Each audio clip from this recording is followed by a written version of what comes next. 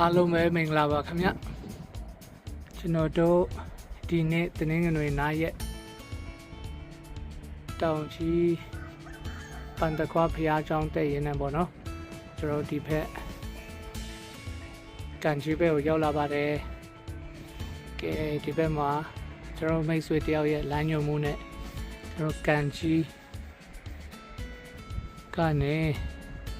ကဘာကျော် San Francisco view လိုပဲပေါ့ Silicon Valley လိုပဲပေါ့နော်မြင်ရတဲ့ view လေးပေါ့360ကောင်းကောင်းမြင်ရတယ်ပေါ့နော်အမတန်မှတာရတယ်ဒီတဖြူဖြူလေးတိုက်တယ်ဗျ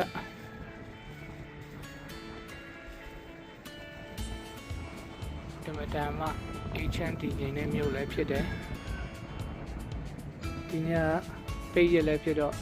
အားလုံးပဲအိမ်မှာနားနားနေနေနဲ့နေကြတယ်ထင်တယ်ဗျ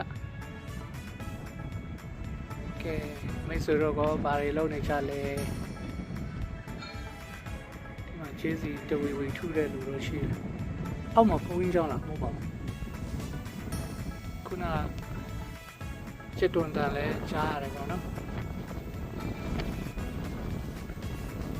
ဝေါတော်တော်လာတယ်တောင်ကြီးမျိုးပါလေဝါဒီတပြူးပြူးနဲ့တိုက်လာပြီဗျာအေးရတဲ့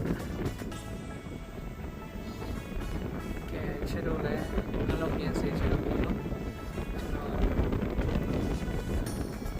ဟိုတဲကနေကျွန်တော်ရိုက်ပြီးထားတယ်ပါလေဗျ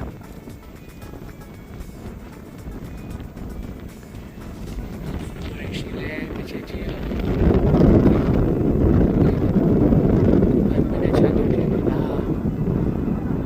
ဆိုင်တဲ့သူစီဘလောက်ဝေးလဲချင်း